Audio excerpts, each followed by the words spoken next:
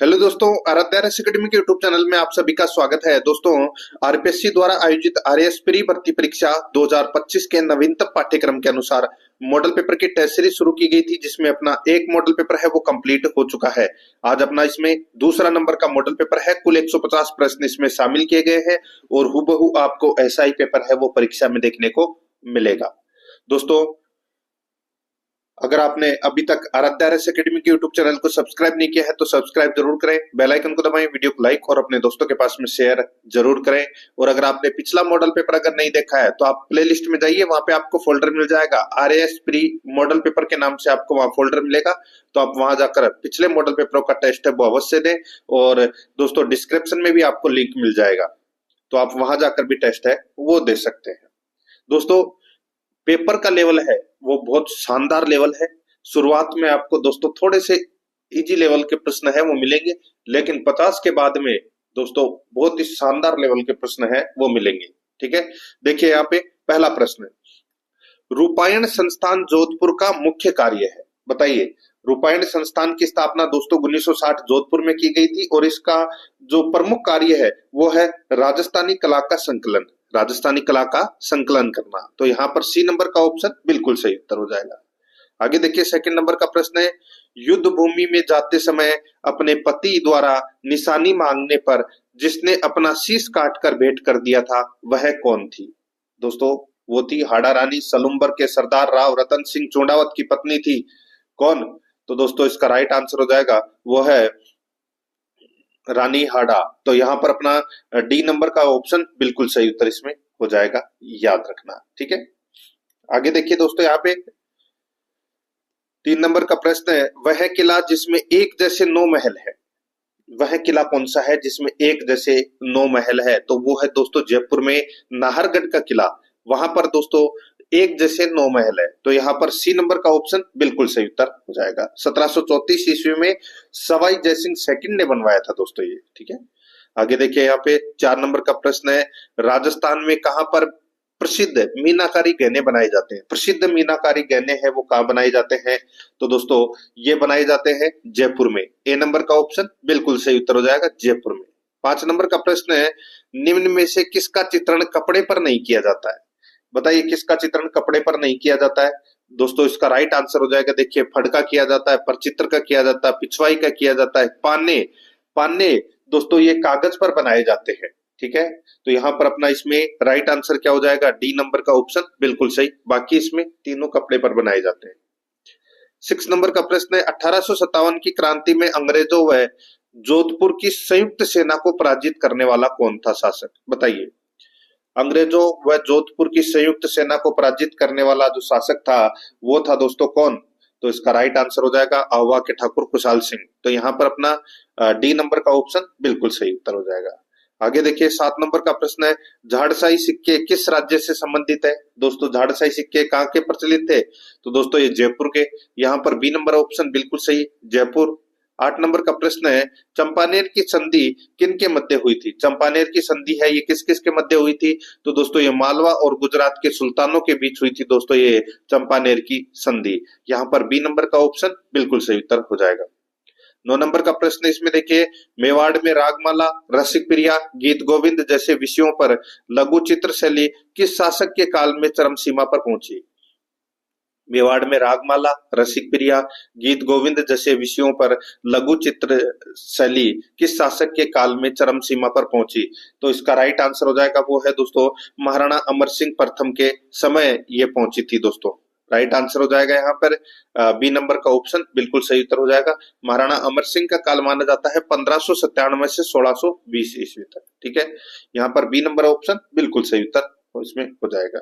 आगे देखिए, 10 नंबर का प्रश्न है, सुमेलित करना है। सूची फर्स्ट में समाचार पत्र है और सूची सेकंड में दोस्तों स्थान है।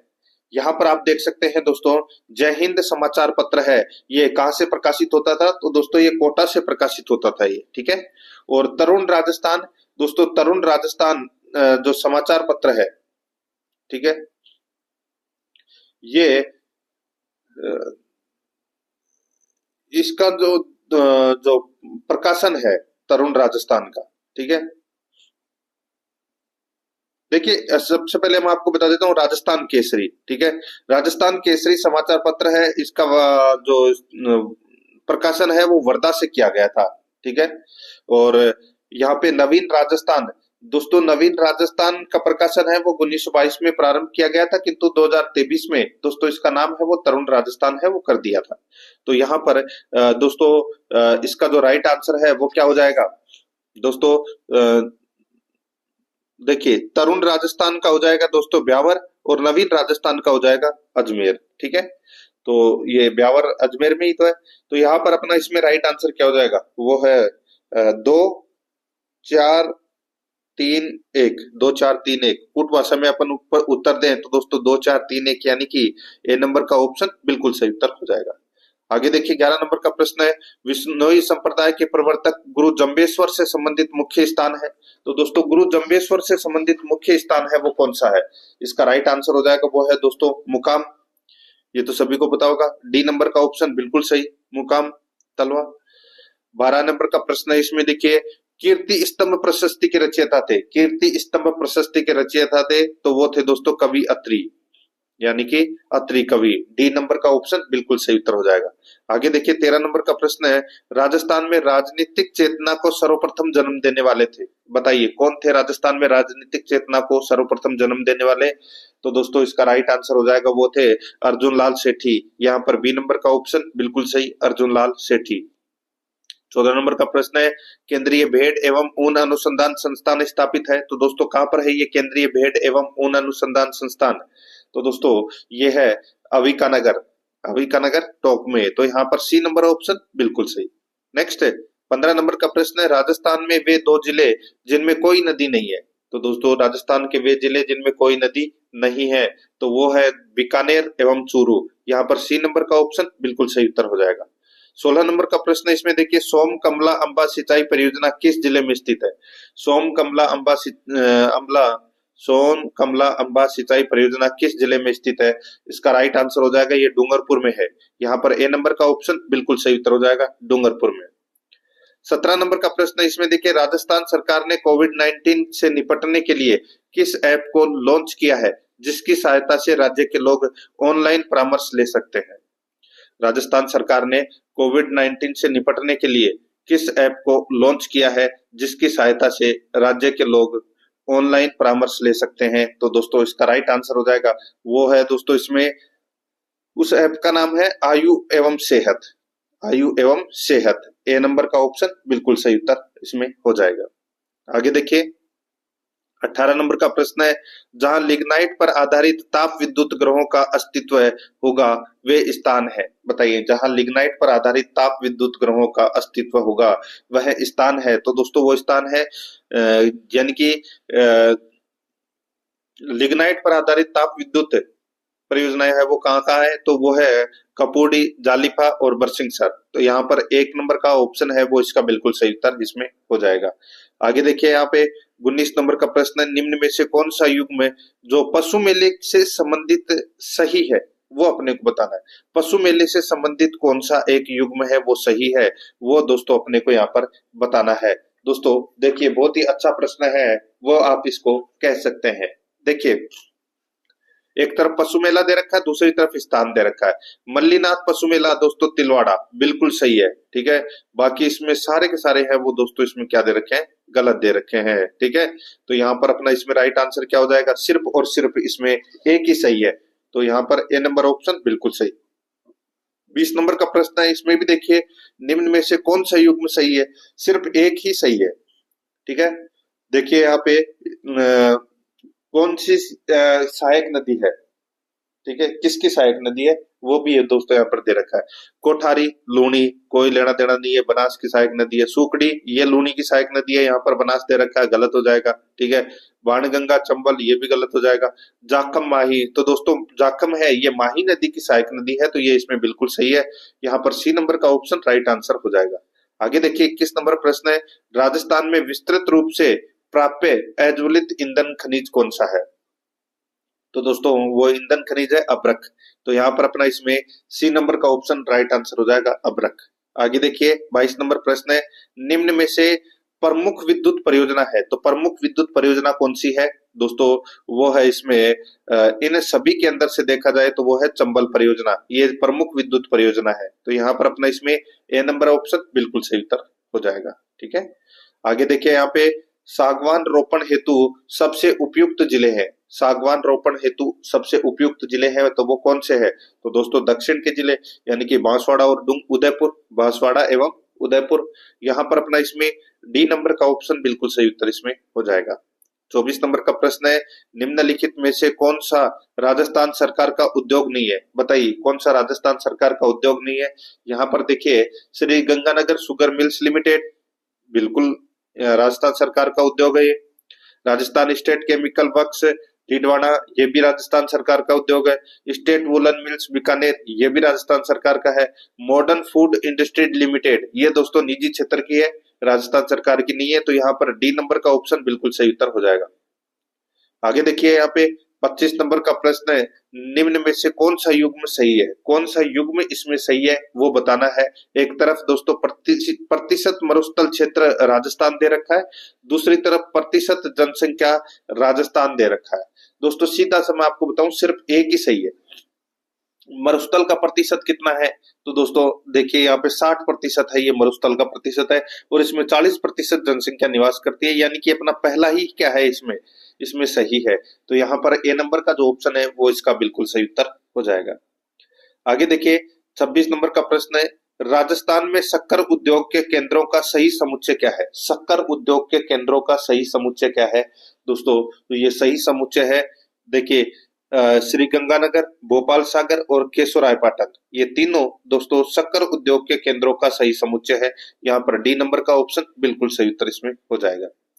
27 नंबर का प्रश्न इसमें देखिए, राजस्थान जनजाति क्षेत्रीय विकास सहकारी संघ की स्थापना की गई। राजस्थान जनजाति क्षेत्रीय विकास सहकारी संघ की स्थापना की गई, तो दोस्तों ये की गई 1976 में। कब की गई? 1976 में। यहाँ पर बी नंबर का ऑप्शन बिल्कुल सही उत्तर इसमें हो जाएगा 1976 में।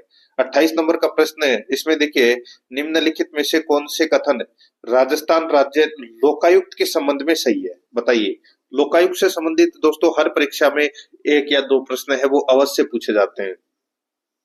तो दोस्तों यहाँ पर अपने को बताना है कि लोकायुक्त से संबंधित कौन सा कथन है वो इसमें सही है। देखिए राजस्थान में लोकायुक्त का पद का सर्जन राजस्थान लोकायुक्त तथा उप लोकायुक्त अधिनियम 1973 के अंतर्गत हुआ है। तो दोस्तों बिल्कुल सही बात है, एक एक लाइन याद रखना है दोस्तों आपको। ठीक है, आगे देखिए, लोकायुक्त संस्था को अधिक सशक्त बनाने के लिए वर्ष 2014 में लोढ़ा समिति गठित की गई थी। बिल्कुल सही बात है।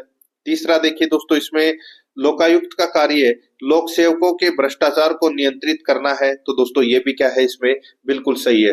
तो यहाँ पे कूट भाषा में दोस्तों अपने को क्या देना था? उत्तर देना था। तो इसका राइट आंसर क्या हो जाएगा? ए नंबर का ऑप्शन बिल्कुल सही। 1, 2, 3 इसमें क्या है? सही है। 1, 2, 3 इसमें क्या है? सही है। ठीक है, तीनों ही कथन लोकायुक्त से संबंधित सत्य है। आगे देखिए यहाँ पे, राजस्थान उच्च न्यायालय की स्थापना कब एवं कहाँ की गई? दोस्तों राजस्थान उच्च न्यायालय की जो स्थापना है वो कब और कहाँ की गई? तो दोस्तों ये की गई 29 अगस्त 1949 को जयपुर में दोस्तों इसकी स्थापना है वो की गई। यहाँ पर अपना बी नंबर का ऑप्शन बिल्कुल सही उत्तर इसमें हो जाएगा। ठीक है, ये आपको इसमें याद रखना है। और 1958 में सत्यनारायण राव की सिफारिश के आधार पर दोस्तों जोधपुर में इसे स्थापित है वो किया गया और जयपुर में इसकी खंडपीठ है। तो यहाँ पर अपना बी नंबर ऑप्शन बिल्कुल सही। 30 नंबर का प्रश्न है, निम्न में से कौन सा कार्य राजस्थान शासन सचिवालय का नहीं है? तो कौन सा कार्य राजस्थान शासन सचिवालय का नहीं है? तो इसका जो राइट आंसर हो जाएगा वो है केंद्र राज्य संबंध। केंद्र राज्य संबंध ये राजस्थान सचिवालय का कार्य यानी कि राजस्थान शासन सचिवालय का कार्य नहीं है। केंद्र राज्य संबंध का कार्य नहीं है।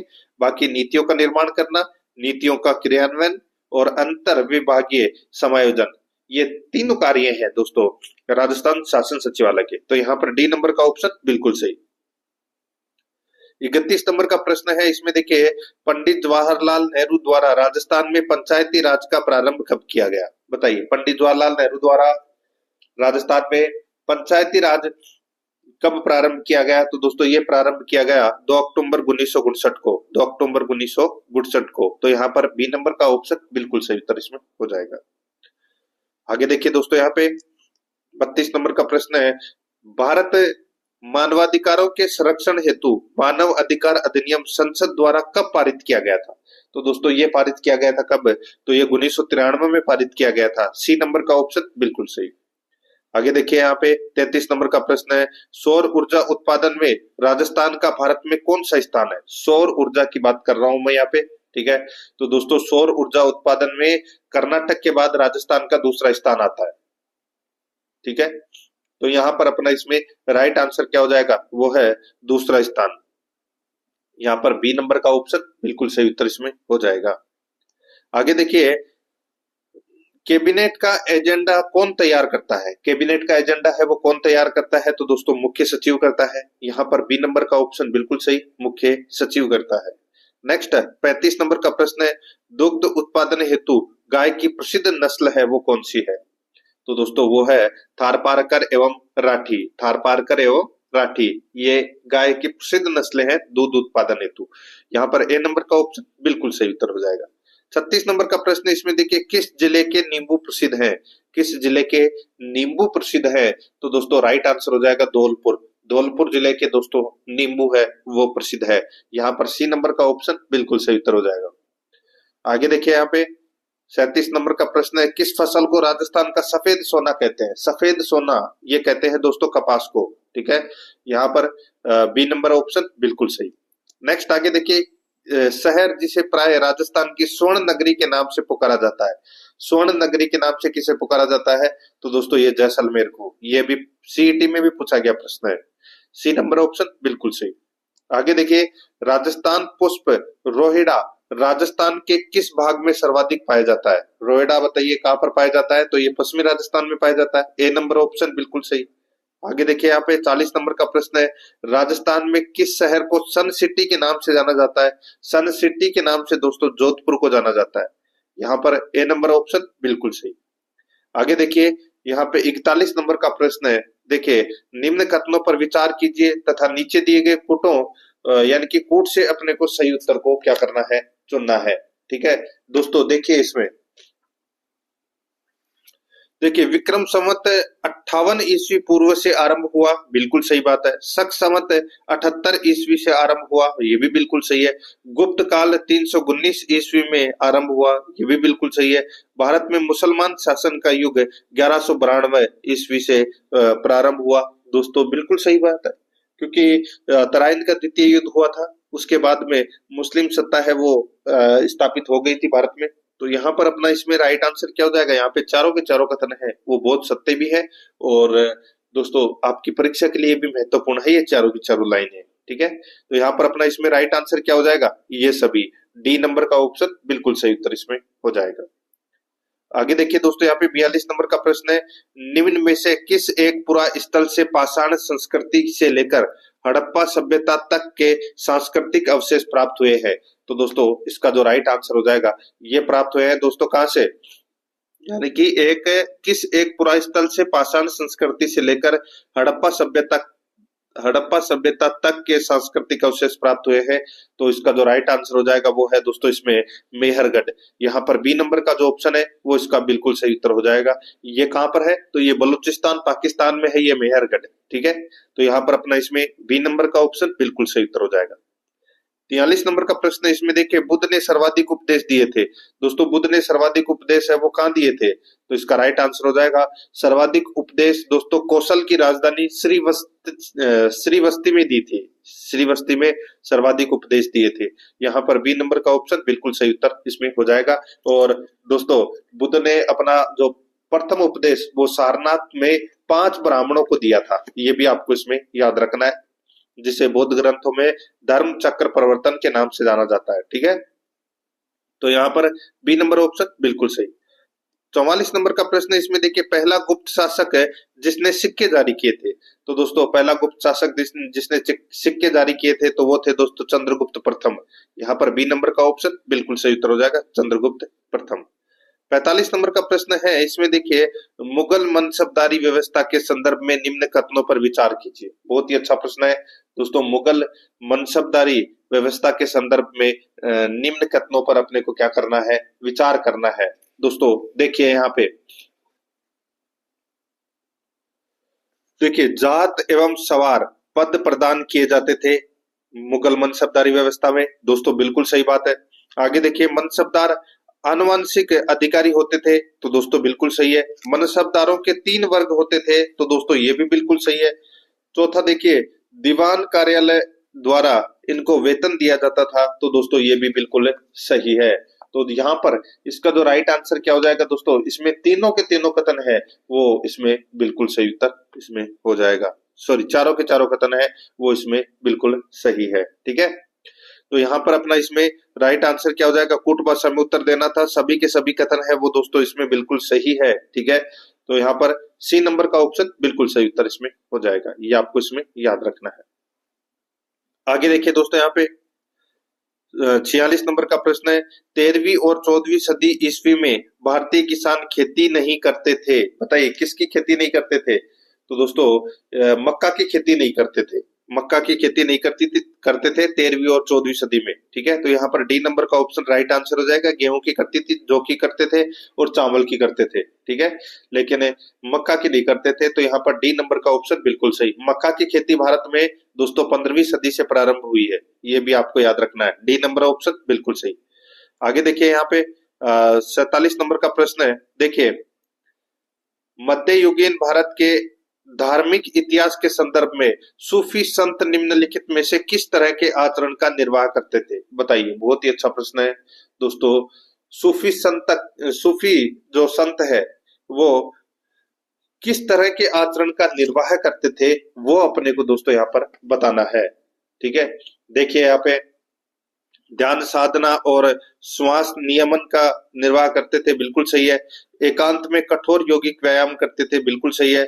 तीसरा देखिए इसमें श्रोताओं में आध्यात्मिक हर्षोन्माद उत्पन्न करने के लिए पवित्र गीतों का गायन करते थे, बिल्कुल सही है। दोस्तों इसमें तीनों के तीनों कथन है वो सूफी संत के संबंधित है, बिल्कुल सही है मध्यकालीन भारत के अंदर। तो यहाँ पर इसमें डी नंबर का ऑप्शन राइट आंसर हो जाएगा। ये सभी कथन है वो दोस्तों इसमें क्या है, बिल्कुल सही है।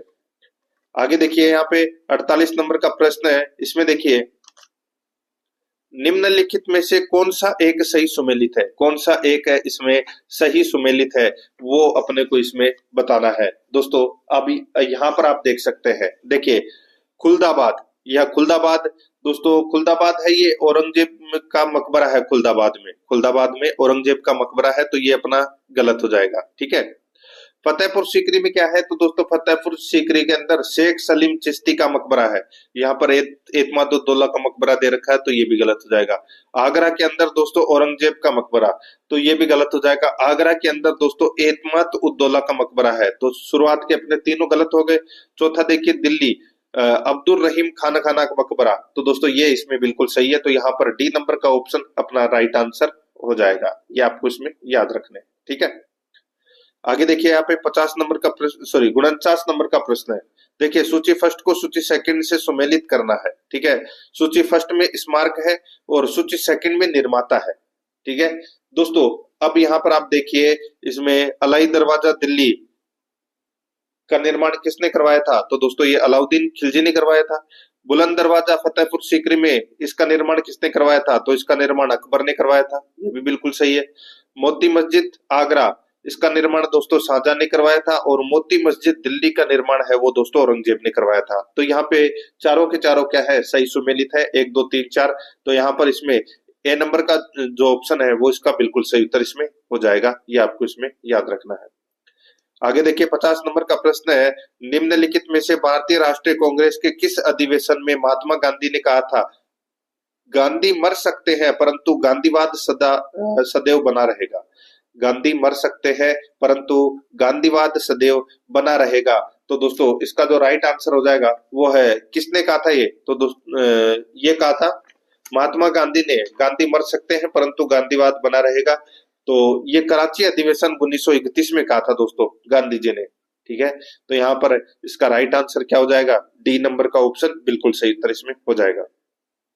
आगे देखिए 51 नंबर प्रश्न है, महात्मा गांधी दर्शना नामक गोदाम पर कांग्रेस कार्यकर्ताओं के धावे के समय कहाँ थे, बताइए। बहुत ही अच्छा प्रश्न है। महात्मा गांधी दर्शना नामक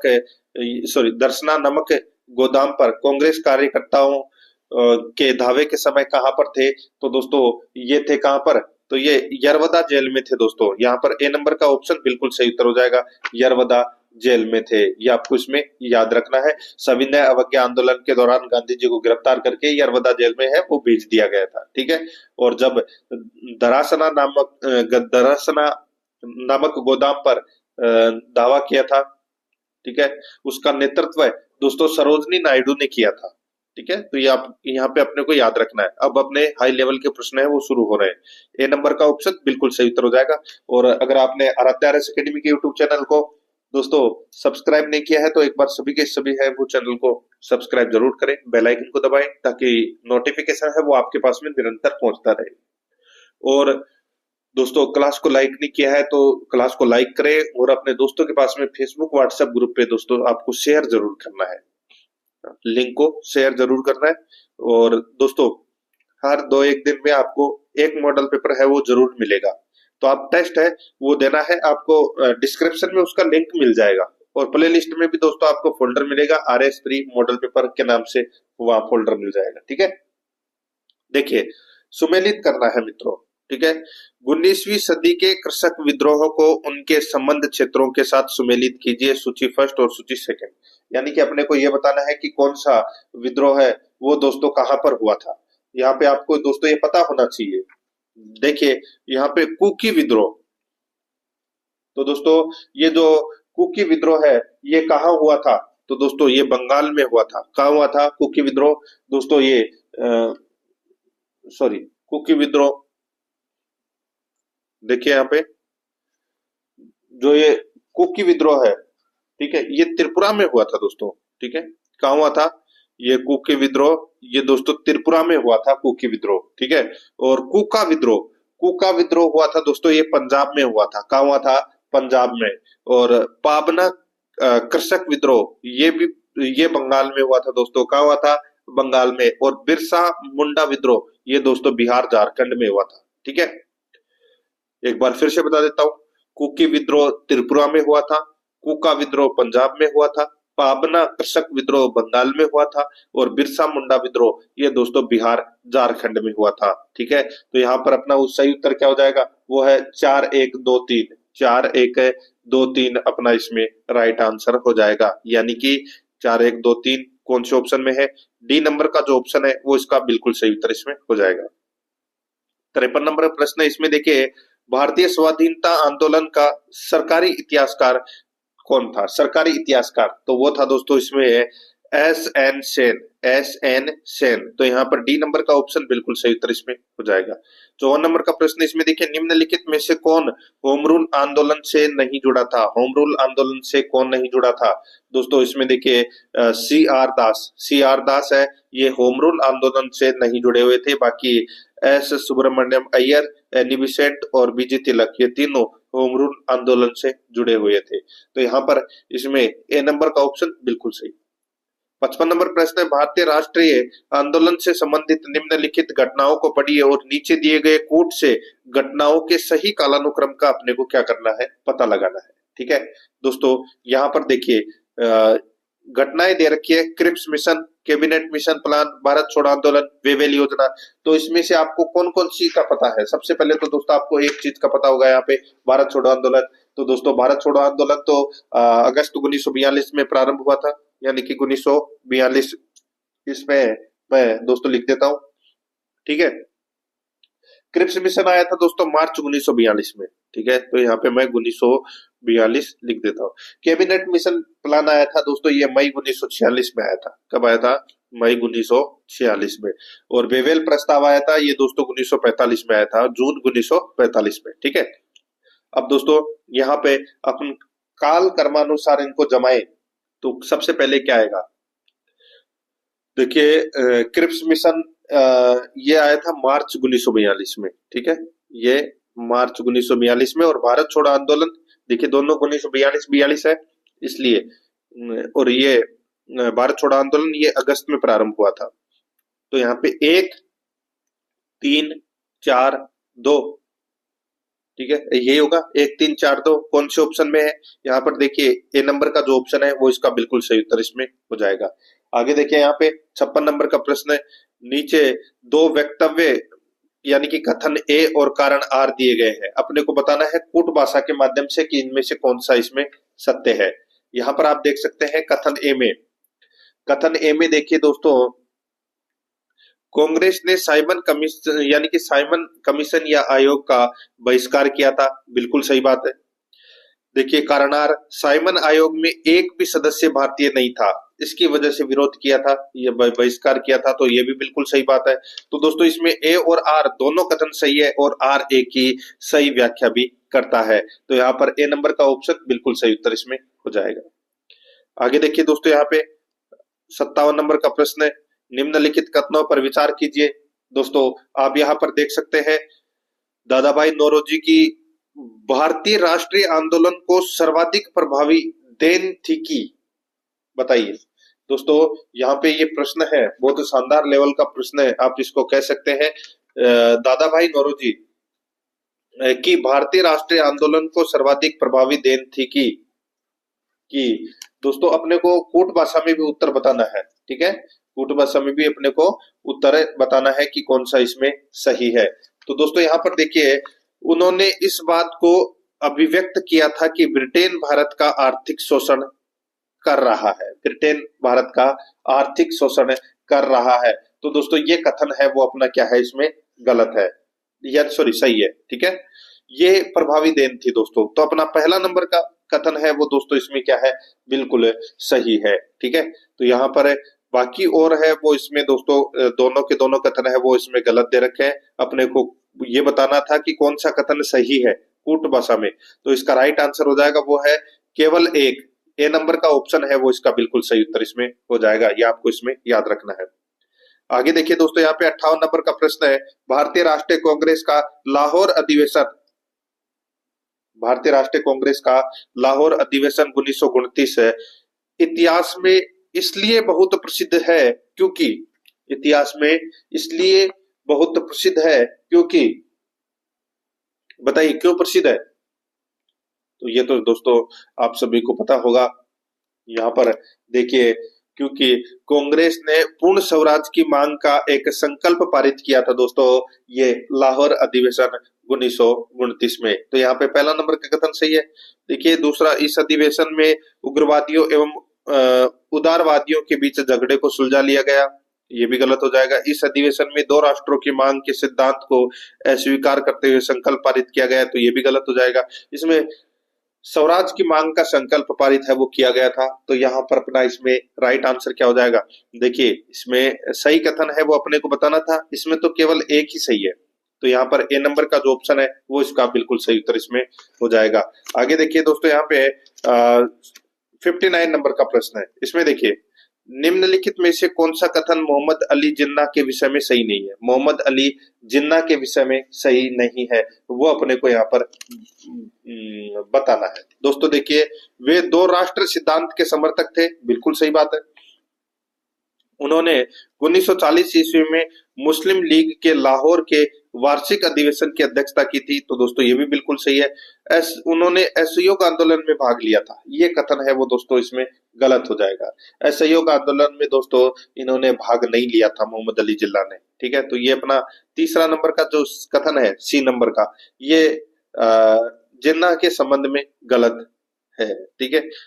वे सदैव डायरी रखते थे, बिल्कुल सही बात है। तो यहाँ पर सी नंबर का ऑप्शन राइट आंसर हो जाएगा। आगे देखिए 60 नंबर का प्रश्न है, कांग्रेस ने स्वराज प्रस्ताव वर्ष 1905 में पारित किया, प्रस्ताव का उद्देश्य क्या था। दोस्तों प्रस्ताव का जो उद्देश्य था वो क्या था, तो इसका राइट आंसर हो जाएगा दोस्तों, उसका उद्देश्य था स्वयं की सरकार, स्वयं की सरकार। तो यहाँ पर दोस्तों जो डी नंबर का जो ऑप्शन है वो इसका बिल्कुल सही उत्तर इसमें हो जाएगा। ये जो कांग्रेस ने स्वराज का जो प्रस्ताव है ये 1905 में पारित किया था, ठीक है, और इसका प्रमुख उद्देश्य था वो है स्वराज यानी कि स्वशासन सुनिश्चित करना। तो यहाँ पर अपना इसमें राइट आंसर क्या हो जाएगा, डी नंबर का ऑप्शन बिल्कुल सही। आगे देखिए 61 नंबर का प्रश्न है, भारत में प्रथम 3 विश्वविद्यालय कलकत्ता, मद्रास, बंबई की स्थापना किस वर्ष हुई थी? बताइए, भारत में प्रथम 3 विश्वविद्यालय कलकत्ता, मद्रास, बंबई की स्थापना है वो कब हुई थी? दोस्तों ये हुई थी 1857 में हुई थी दोस्तों इनकी स्थापना। ए नंबर का ऑप्शन बिल्कुल सही उत्तर हो जाएगा। कलकत्ता विश्वविद्यालय, मद्रास विश्वविद्यालय और बंबई विश्वविद्यालय, ठीक है।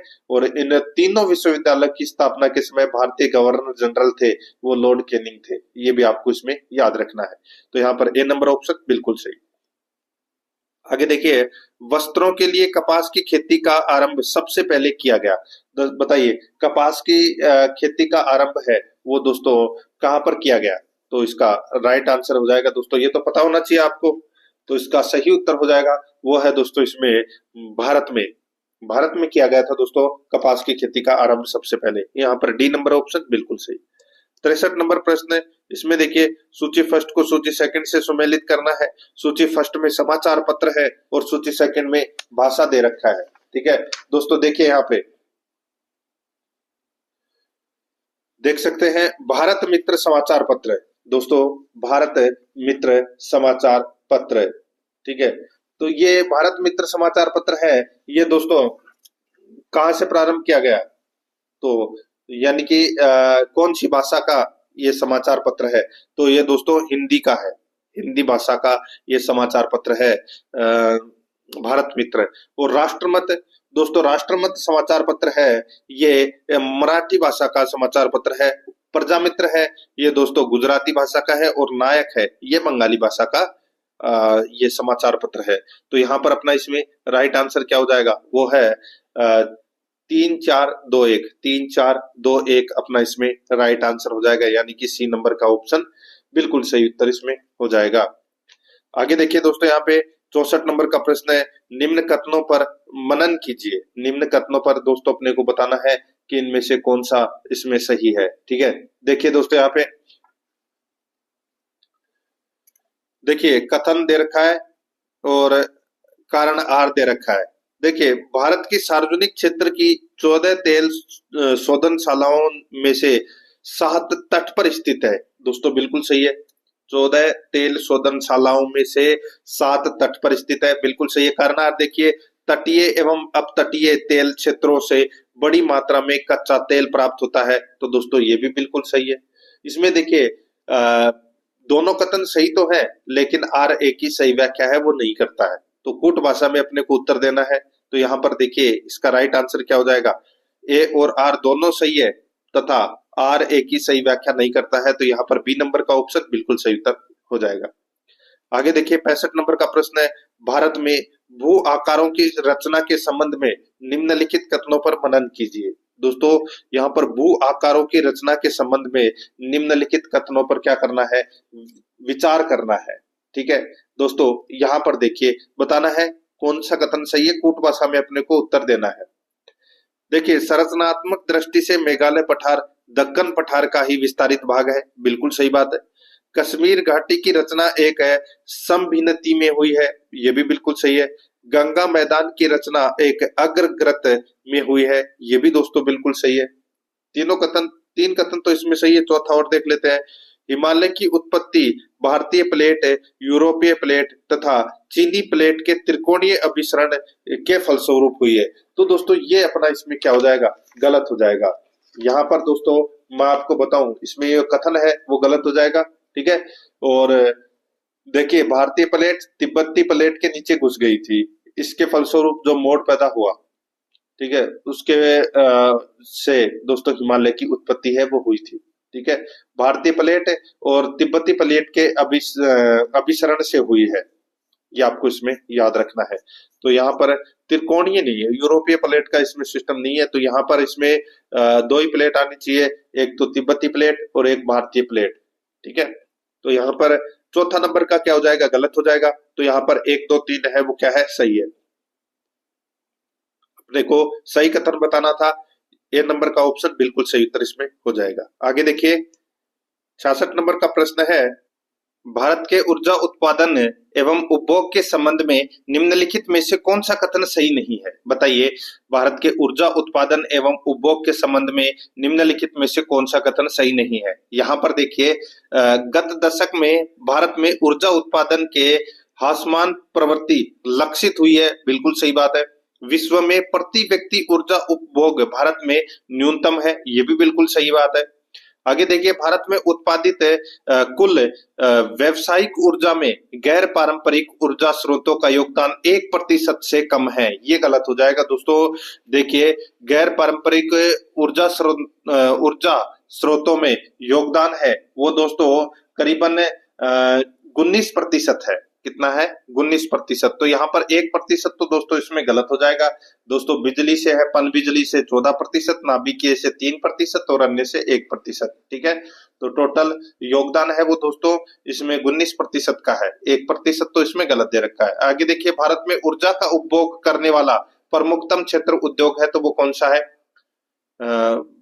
ऊर्जा। ठीक है, तो यहाँ पर अपना इसमें राइट आंसर क्या हो जाएगा? गलत कथन बताना था, तो यहाँ पे सी नंबर का ऑप्शन राइट आंसर हो जाएगा। आगे देखिए, सूची फर्स्ट को सूची सेकंड से सुमेलित करना है। सूची फर्स्ट में दोस्तों प्राकृतिक आपदाएं हैं और सूची सेकंड में प्रदेश है। सूची सेकंड में क्या है? प्रदेश है। दोस्तों आप यहाँ पर देख सकते हैं, इसके अंदर देखिए जो बाढ़ है, ठीक है, बाढ़, ये बाढ़ है, ठीक है, ये प्राकृतिक आपदाएं हैं दोस्तों, बाढ़। तो ये प्राकृतिक आपदाएं हैं, बाढ़। तो दोस्तों ये बाढ़ कहाँ आती है? तो दोस्तों ये दोस्तों आती है उत्तर प्रदेश तथा बिहार के मैदान में। ठीक है, ये प्राकृतिक आपदाएं, बाढ़ सर्वाधिक उत्तर प्रदेश तथा बिहार के मैदान में आती है। और भूकंप दोस्तों, सर्वाधिक भूकंप है वो हिमालय के गिरिपात क्षेत्र में आते हैं, हिमालय के गिरिपात क्षेत्र में। और दोस्तों सूखा है, ये कहाँ पड़ता है? तो ये मध्यवर्ती पूर्वी भारत में सूखा पड़ता है। और चक्रवात है, ये दोस्तों झारखंड तथा उत्तर ओडिशा में आते हैं ये। तो यहाँ पर अपना इसमें राइट आंसर क्या हो जाएगा? 3-1-4-2 अपना इसमें राइट आंसर हो जाएगा। यानी कि अपना इसमें बी नंबर का जो ऑप्शन है वो इसका राइट आंसर हो जाएगा। आगे देखिए दोस्तों, यहाँ पे 68 नंबर का प्रश्न है, निम्न में से एक कौन सा सुमेलित नहीं है? कौन सा एक सुमेलित नहीं है? देखिए, माई बजाज सागर परियोजना ये राजस्थान और गुजरात की संयुक्त परियोजना है, बिल्कुल सही है। चंबल परियोजना राजस्थान एवं मध्य प्रदेश की परियोजना है, बिल्कुल सही बात है। व्यास परियोजना राजस्थान पंजाब हरियाणा की ये परियोजना है, बिल्कुल सही बात है। इंदिरा गांधी नहर परियोजना राजस्थान एवं पंजाब, ये अपना इसमें क्या हो जाएगा? गलत हो जाएगा। इंदिरा गांधी नहर परियोजना ये दोस्तों सिर्फ और सिर्फ राजस्थान की है, यहाँ पे पंजाब का इसमें कोई लेना देना नहीं है। तो यहाँ पर इसका राइट आंसर क्या हो जाएगा? वो है दोस्तों डी नंबर का जो ऑप्शन है वो इसका बिल्कुल सही उत्तर इसमें हो जाएगा। ये आपको इसमें याद रखना है, ठीक है। तो यहाँ पर डी नंबर ऑप्शन सही। नेक्स्ट आगे देखिए, वर्ष 2011 की जनगणना के अनुसार भारत के किस राज्य के आदिवासियों यानी कि अनुसूचित जनजातियों की जनसंख्या का प्रतिशत उसकी कुल जनसंख्या की तुलना में सर्वाधिक है? तो दोस्तों यहाँ पर मैं आपको बात करूं तो देखिए, कुल जनसंख्या में अनुसूचित जनजाति की सर्वाधिक प्रतिशत जनसंख्या वाला राज्य है वो है दोस्तों मिजोरम, ठीक है। तो यहाँ पर अपना इसमें राइट आंसर हो जाएगा वो है सी नंबर का जो ऑप्शन है वो इसका बिल्कुल सही उत्तर इसमें हो जाएगा, मिजोरम, ठीक है। आगे देखिए, यहाँ पे 70 नंबर प्रश्न है, भारत में राजस्व घाटे से क्या तात्पर्य है? बताइए, राजस्व घाटे से क्या तात्पर्य है? तो दोस्तों इससे तात्पर्य है, राजस्व घाटा किसको कहते हैं? तो भारत सरकार को भारतीय रिजर्व बैंक से सरकारी प्रतिभूति के बदले उधार लेने की आवश्यकता है, ठीक है। यह है दोस्तों भारत में राजस्व घाटे का तात्पर्य। तो यहाँ पर अपना इसमें राइट आंसर क्या हो जाएगा? सी नंबर का ऑप्शन बिल्कुल सही उत्तर इसमें हो जाएगा। ये आपको इसमें याद रखना है, ठीक है। यानी कि जब सरकार का कुल राजस्व व्यय कुल राजस्व प्राप्तियों से अधिक हो जाता है तो राजस्व घाटे की स्थिति है वो उत्पन्न हो जाती है। तो यहाँ पर अपना इसमें सी नंबर ऑप्शन सही। आगे देखिए, 71 नंबर का प्रश्न है, निम्न वक्तव्यों पर विचार कीजिए। दोस्तों निम्न वक्तव्यों पर विचार करना है, बताना है कि कौन सा इसमें सही है। देखिए, भारत की जलवायु कथन ए देखिए, भारत की जलवायु पर मानसून का प्रभुत्व है, बिल्कुल सही बात है, भारत की जलवायु पर मानसून का प्रभुत्व है। आगे देखिए कारण आर में, मानसून स्थायी पवन है, मानसून स्थायी पवन है, तो दोस्तों मानसून कोई स्थायी पवन नहीं है, ठीक है। तो यहाँ पर अपना इसमें राइट आंसर क्या हो जाएगा, ए सही है, लेकिन आर है वो क्या है, गलत है, ठीक है। तो यहाँ पर अपना इसमें राइट आंसर क्या हो जाएगा, वो है दोस्तों ए सही है, आर गलत। तो कौन से ऑप्शन में है, यहाँ पर सी नंबर का ऑप्शन बिल्कुल सही उत्तर हो जाएगा। आगे देखिए 72 नंबर का प्रश्न है, एक तरफ खनिज है दूसरी तरफ उत्पादन है। अब अपने को बताना है कि कौन से खनिज का उत्पादन है वो दोस्तों कहाँ पर होता है। यहाँ पर देखिए तांबा, दोस्तों तांबा का उत्पादन है वो कहाँ होता है, भारत में, तो दोस्तों ये होता है मौसाबानी में। कहाँ होता है, मौसाबानी में। लोहा अयस्क का उत्पादन दोस्तों ये होता है बादाम पहाड़ पर, बादाम पहाड़ में दोस्तों लोहा अयस्क का उत्पादन होता है। मैग्नीज का उत्पादन दोस्तों ये होता है छिंदवाड़ा में, और अब्रक का उत्पादन होता है दोस्तों हजारीबाग में, ठीक है। तो यहाँ पर अपना इसमें राइट आंसर क्या हो जाएगा, 4 1 2 3, 4 1 2 3 अपना इसमें राइट आंसर इसमें हो जाएगा, ठीक है। कौन से ऑप्शन में है 4 1 2 3, तो यहाँ पर देखिए बी नंबर का जो ऑप्शन है वो इसका बिल्कुल सही उत्तर हो जाएगा। आगे देखिए सूची फर्स्ट को वापस सूची सेकंड से सुमेलित करना है। सूची फर्स्ट में नगर है और सूची सेकंड में उद्योग है। सूची फर्स्ट में नगर है और सूची सेकंड में उद्योग है। दोस्तों अब आप यहाँ पर देख सकते हैं इसमें अहमदाबाद में दोस्तों सूती वस्त्र उद्योग है, ये तो सभी को पता होगा। राउरकेला में दोस्तों लोहा इस्पात संयंत्र है। कपूरथला में दोस्तों रेल कोच है, और बरौनी के अंदर तेल शोधन केंद्र है। तो यहाँ पर अपना इसमें राइट आंसर क्या हो जाएगा, वो है 4 3 2 1, 4 3 2 1। यहाँ पर ए नंबर का ऑप्शन बिल्कुल सही उत्तर हो जाएगा। आप दे रहे हैं आरएस प्री का पेपर, और इसी लेवल का पेपर है वो परीक्षा में आने वाला है। टेस्ट आपको पूरा देना है। ये जो सूची फर्स्ट को सूची सेकंड से सुमेलित करने वाले प्रश्न है, इसमें आपके एक प्रश्न के अंदर 4 प्रश्न है वो क्लियर हो रहे हैं, ठीक है। तो प्रश्नों का जो लेवल है वो बहुत शानदार है, और ऐसा ही पेपर है वो देखने को मिलेगा। टेस्ट आपको रोजाना मतलब 2 दिन में एक बार टेस्ट है वो देना होगा, ठीक है। 2 दिन में आपको एक टेस्ट है वो मिलेगा। आगे देखिए दोस्तों यहाँ पे 74 नंबर का प्रश्न है, कोरी निवेशिका जिस पर स्थित है वह है। कोरी निवेशिका दोस्तों कहाँ पर स्थित है, तो ये दोस्तों कच्छ का लिटिल रन में, कच्छ का लिटिल रन में, ठीक है, लिटिल रन में। तो यहाँ पर सी नंबर का ऑप्शन बिल्कुल सही उत्तर हो जाएगा। आगे देखिए 75 नंबर का प्रश्न है, कथन ए और कारण आर दिया गया है, अपने को बताना है कि कौन सा इसमें सही है, ठीक है। देखिए यहाँ पे पश्चिमी घाट की नदियां डेल्टा का निर्माण नहीं करती है, दोस्तों बिल्कुल सही बात है। कारण आर देखिए, वे छोटे मार्ग से तीव्र गति से कड़ी चट्टानों के ऊपर से प्रभावित होती है, तो दोस्तों बिल्कुल सही बात है। यहाँ पे दोनों के दोनों कथन है वो इसमें सही है, और आर है वो एक की सही व्याख्या भी करता है। तो यहाँ पर अपना इसमें राइट आंसर क्या हो जाएगा, ए नंबर का ऑप्शन बिल्कुल सही। ए तथा आर दोनों सही है, तथा आर एक की सही व्याख्या है। यहाँ पर ए नंबर का ऑप्शन बिल्कुल सही। आगे देखिए 76 नंबर का प्रश्न है, निम्नलिखित झीलों में से किसको अभी हाल ही में राष्ट्रीय झील संरक्षण परियोजना के अंतर्गत सम्मिलित किया गया है।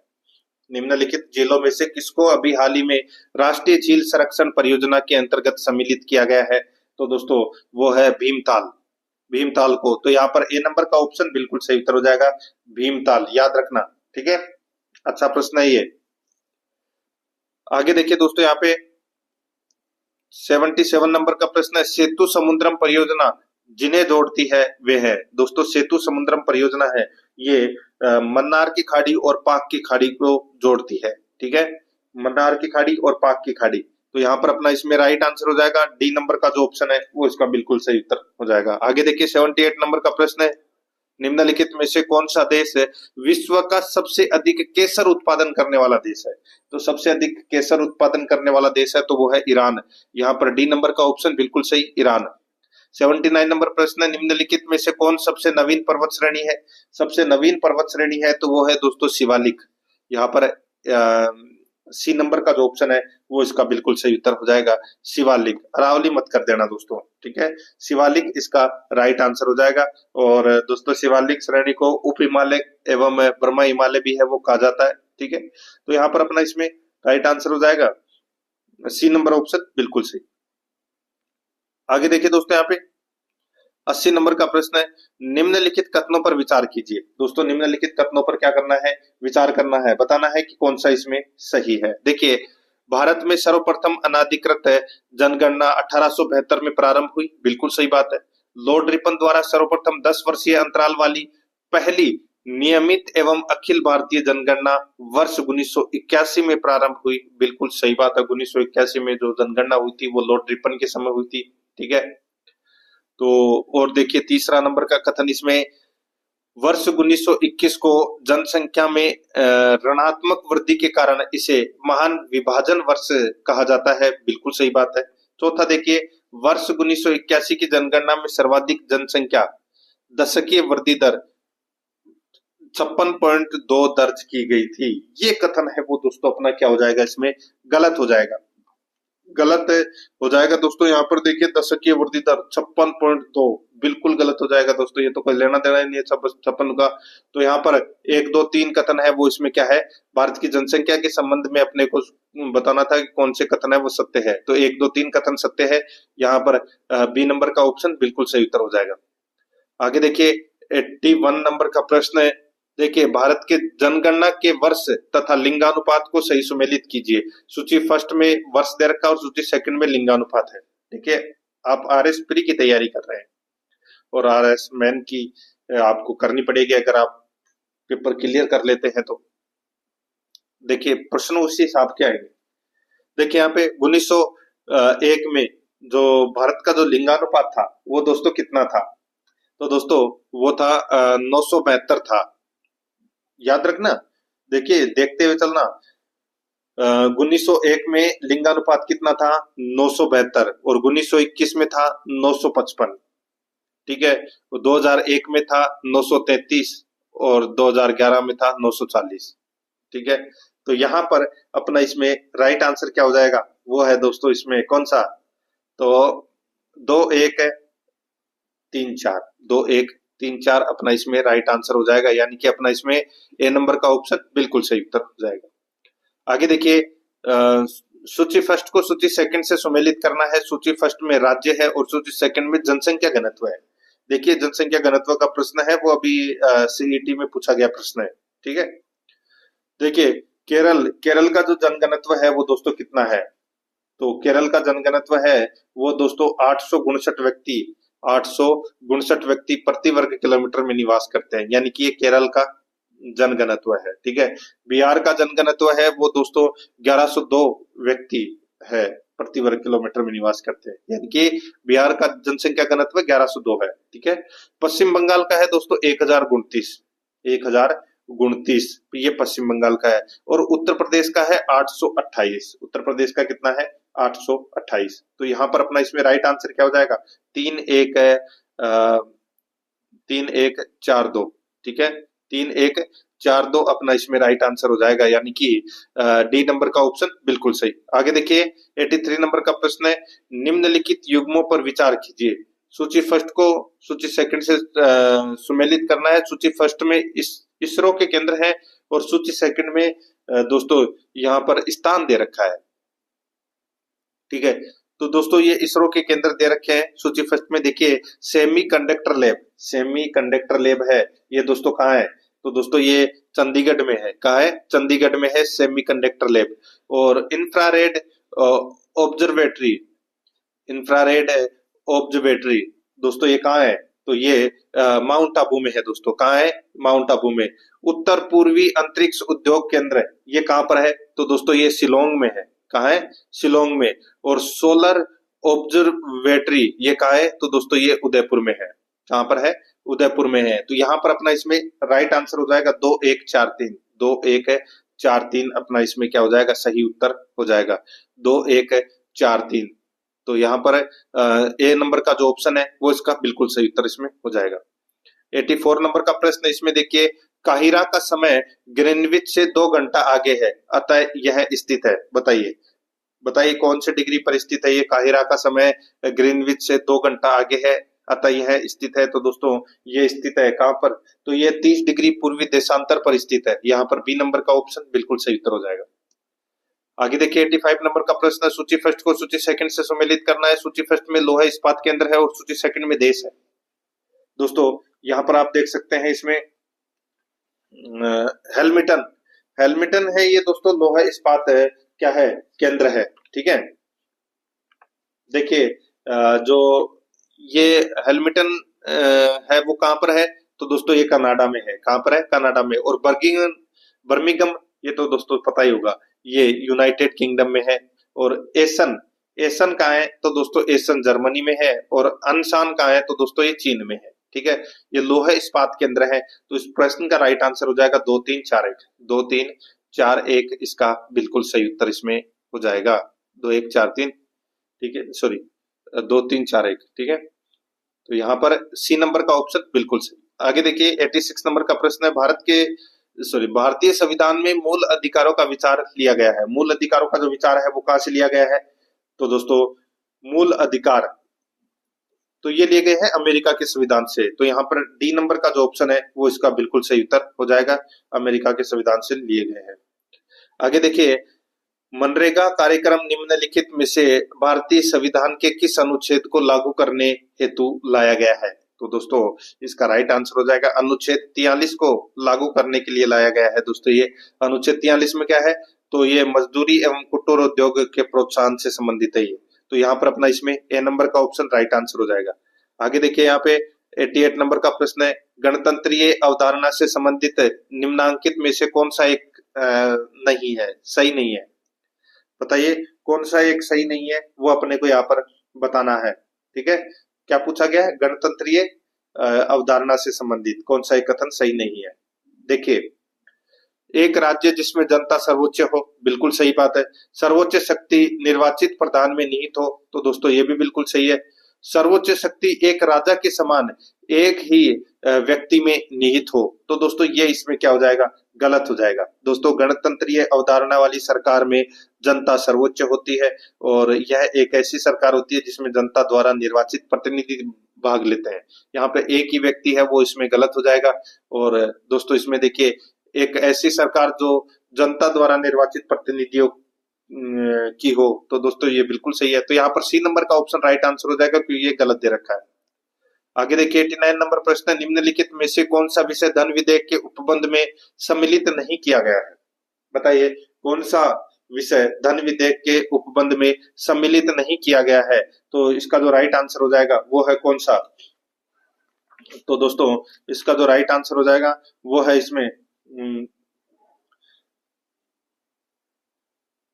उपबंध में सम्मिलित नहीं किया गया है। कर से संबंधित उपबंध बिल्कुल किया गया है, उधार लेने से संबंधित उपबंध किया गया है, संचित निधि तथा आकस्मिक की अभिरक्षा से उपबंध ये भी किया गया है, जुर्माने या अर्थदंड से संबंधित उपबंध ये नहीं है दोस्तों धन विधेयक में। तो यहाँ पर अपना डी नंबर का ऑप्शन बिल्कुल सही उत्तर इसमें हो जाएगा, ये आपको इसमें याद रखना है। ठीक है, आगे देखिए दोस्तों यहाँ पे 90 नंबर का प्रश्न है, संसद के अधिकारियों में सम्मिलित है। संसद के अधिकारियों में कौन कौन सम्मिलित है, दोस्तों देखिए अध्यक्ष लोकसभा, उपाध्यक्ष लोकसभा, महासचिव लोकसभा और अध्यक्ष राज्यसभा, ये सभी हैं वो संसद के अधिकारियों में सम्मिलित है। तो यहाँ पर अपना इसमें राइट आंसर क्या हो जाएगा, 1 2 3 4, यानी कि डी नंबर का ऑप्शन बिल्कुल सही उत्तर हो जाएगा ये सभी। 91 नंबर का प्रश्न इसमें देखिए, निम्नलिखित कथनों में से कौन सा एक सही नहीं है। तो निम्नलिखित कथनों में से कौन सा एक सही नहीं है वो अपने को यहाँ पर बताना है। दोस्तों यहाँ पर आप देख सकते हैं इसमें धन संपत्ति के मामले में राज्यसभा शक्तिहीन है, बिल्कुल सही बात है, शक्तिहीन यानी कि शक्ति उसके पास नहीं है।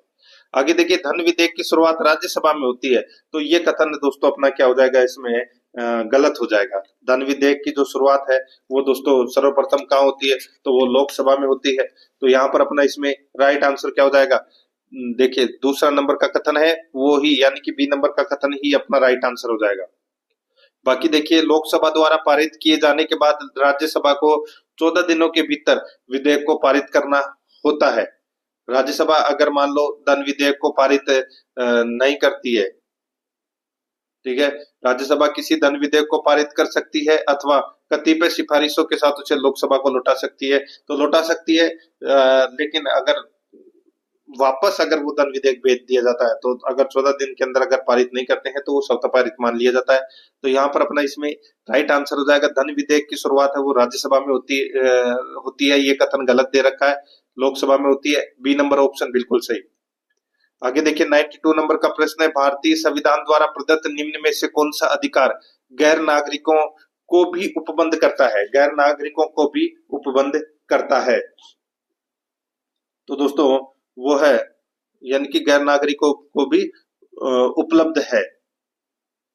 ठीक है, गैर नागरिकों को भी उपलब्ध है। तो वो है दोस्तों संवैधानिक निराकरण का अधिकार। संवैधानिक निराकरण का अधिकार, यहाँ पर ए नंबर का ऑप्शन बिल्कुल सही उत्तर हो जाएगा।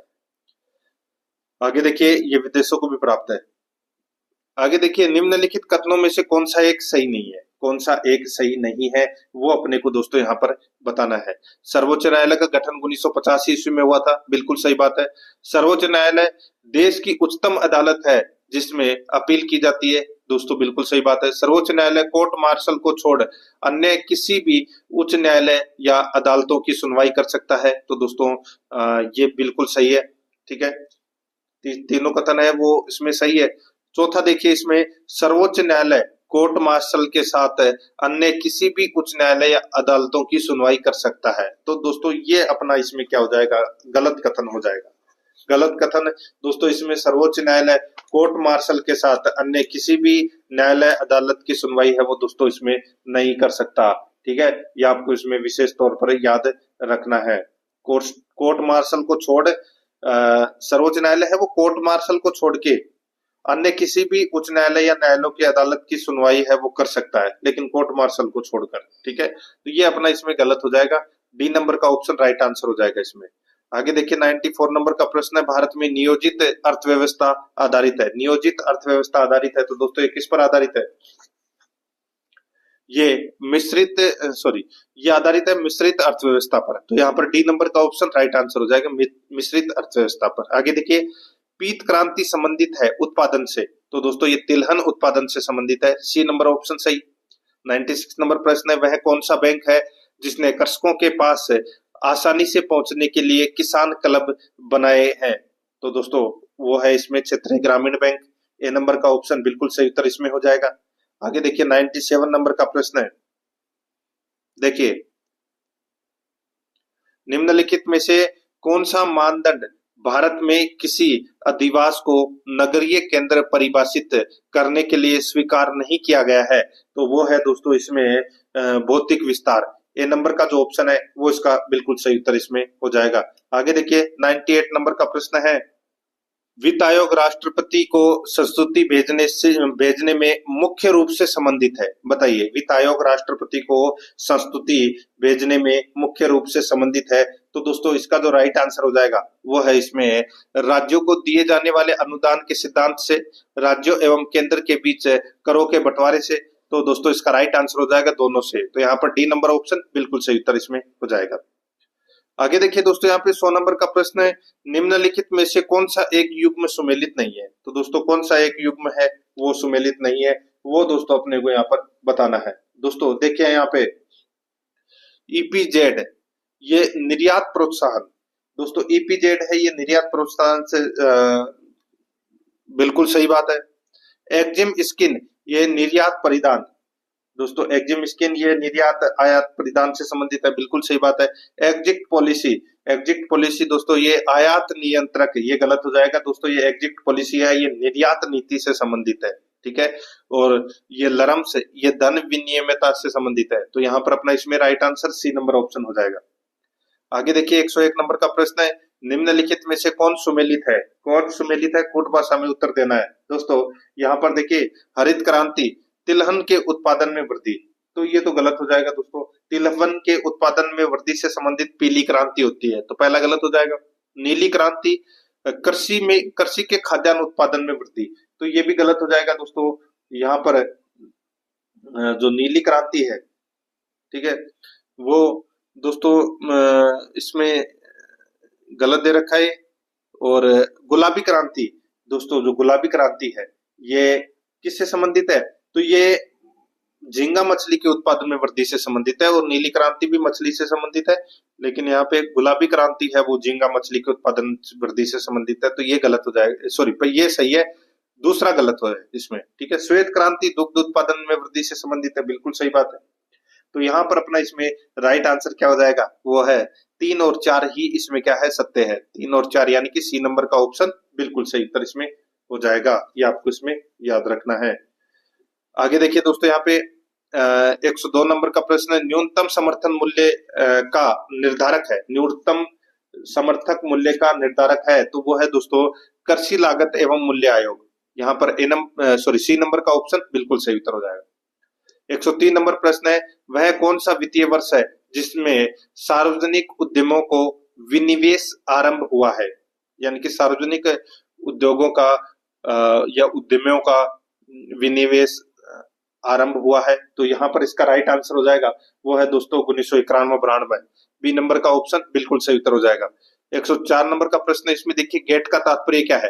दोस्तों गेट का तात्पर्य क्या है तो वो है general agreement on tariffs and trade. तो यहाँ पर बी नंबर का ऑप्शन बिल्कुल सही उत्तर हो जाएगा। 105 नंबर प्रश्न है, राजस्थान में आर्थिक व सांख्यिकी निर्देशालय किस जिले में स्थित है। बताइए, राजस्थान में आर्थिक एवं सांख्यिकी निर्देशालय है, ये दोस्तों कहाँ पर है।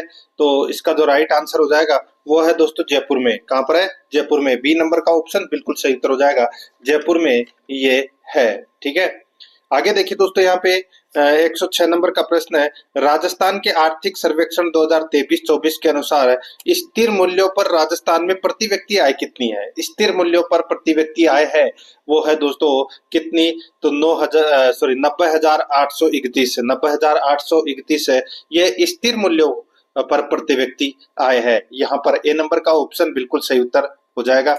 और दोस्तों प्रचलित मूल्य पर कितनी है, तो दोस्तों 2023-24 में जो प्रचलित मूल्यों पर है वो है 1,67,964 रुपए। ठीक है, यहाँ पे आपको बी नंबर का ऑप्शन दिखाई दे रहा है, ये प्रचलित पर है। ठीक है, और स्थिर मूल्यों पर है 90,831। ये आपको इसमें याद रखना है। ठीक है, आगे देखिए 107 नंबर का प्रश्न है, राजस्थान में आर्थिक सर्वेक्षण 2023-24 के अनुसार स्थिर मूल्यों पर सकल राज्य घरेलू उत्पाद कितना है।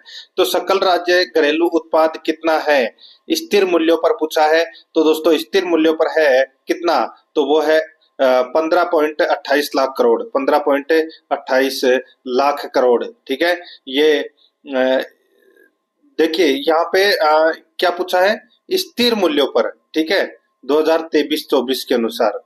तो दोस्तों स्थिर मूल्यों पर मैं यहाँ पे बात करूं तो दोस्तों देखिए 2011-12 के अनुसार स्थिर मूल्यों पर है वो है दोस्तों 8.45 लाख करोड़। तो यहाँ पर अपना इसमें राइट आंसर क्या हो जाएगा, वो है बी नंबर का ऑप्शन बिल्कुल सही उत्तर इसमें हो जाएगा। ये आपको इसमें याद रखना है। और प्रचलित मूल्यों पर सकल राज्य घरेलू उत्पाद है वो है दोस्तों 15.28 लाख करोड़। ठीक है, तो ये स्थिर मूल्यों पर पूछा है तो यहाँ पर इसका राइट आंसर हो जाएगा बी नंबर का ऑप्शन बिल्कुल सही उत्तर हो जाएगा, 8.45 लाख करोड़। ठीक है, आगे देखिए दोस्तों, यहाँ पे 108 नंबर का प्रश्न है, राजस्थान आर्थिक सर्वेक्षण 2023-24 के अनुसार क्षेत्रवार योगदान स्थिर मूल्यों के संदर्भ में निम्न कथनों में से कौन सा युग्म सही है। तो दोस्तों कौन सा युग्म सही है वो अपने को यहाँ पर बताना है।